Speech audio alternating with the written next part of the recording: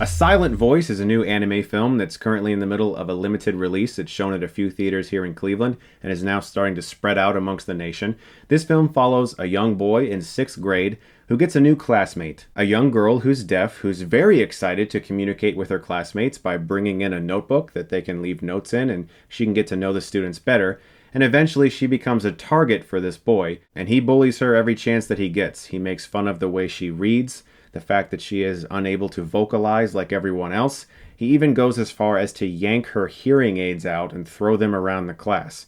This eventually causes the girl to leave this school. Cut to a few years later, and this boy is traumatized by the way he treated this girl. He eventually became singled out to be bullied as well because of his actions towards this girl. So now that he's older, he's trying to track her down. He's trying to learn sign language properly so that he can communicate with her and seek some kind of redemption. This movie's heart-wrenching. It's extremely difficult to watch sometimes, especially if you have been a victim of this type of treatment in school. This movie is tough to watch. It's very sad sometimes, but it does things differently than other anime films. This movie sidesteps a lot of the melodrama that some animes fall into, and it just focuses on youth and the struggle that so many kids go through. And in particular, a different viewpoint. Usually, movies or anime of this vein will follow the bullied character, and you feel really terrible for them, and you want to see them achieve some kind of redemption. Sure, you definitely want this girl to be happy, but this movie makes the ballsy attempt to follow the bully. And you see his evolution from a young kid who feels perfectly fine tossing a deaf girl's hearing aids around after school into a man who's deeply traumatized by the pain that he inflicted on others because it came back on him. Once kids saw how horrified this girl was at her treatment, they began to turn on this boy, and now all of a sudden he's the enemy. So he becomes even more reclusive than this girl used to be. He doesn't even make eye contact with people anymore. And the animators made a really strong creative choice to have everyone in this guy's world have a blue X over their faces. And if he ever communicates with one of them or feels as if someone's trying to connect with him, you see that blue X peel away and suddenly there's a person there. Because you're watching somebody who no longer knows how to communicate with anyone. In fact, he really never did. His only way of communicating with people when he was young was making fun of them. And so now as an adult, he has to live a normal life, but he has no idea how to actually communicate with people because either he was never taught or he just never bothered to learn. What makes this film so special is that usually with anime romances, you have two characters that are perfectly okay with loving each other, but there's some sort of circumstance that's keeping them apart.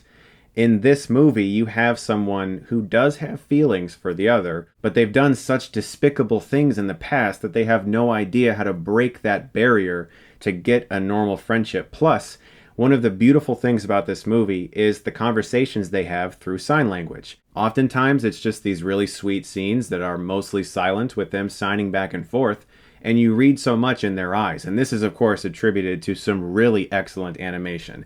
This is a beautiful looking movie, and it's the kind of movie that gives me hope, similar to Your Name and other things by Mamoru Hosoda. It gives me hope that Studio Ghibli and their difficulties financially, it's not the end of great anime films. There are tons of filmmakers out there who are going to make films like this and Your Name that are going to breach through the barrier, and we're going to get into theaters here. And it was really nice to see this movie. As for issues, it's very long. It's like 2 hours and 10 minutes. And there are sequences, looking back, where you're like, did that really have to be in the film? Conversations between side characters that do little but let you know maybe one or two things that are on their mind, but in the end, it doesn't really have that much weight or impact on this story. But beyond that, I mean, I really like this movie. I had a great time with it. It has interesting characters that feel real, a very heartfelt story that not too many films or anime tackle. It also has an interesting undercurrent of possibilities if you explore this angle involving reincarnation that is sort of hinted at as a metaphor. And you can also look at the film in that perspective if you like to analyze films on a deeper level. A Silent Voice has a lot going for it. I'm going to give it an A-.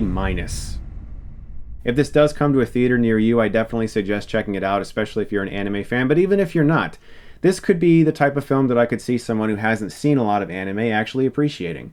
So guys, I hope you like this new anime background. I've been working on it. I just want to say to the incredible gentleman who sent me this Spike Spiegel and that Kaneda from Akira, you made my day. And you have no idea how much you made my day, because at Comic-Con, I specifically went to the booth that sells those figures looking for it, and they were completely sold out.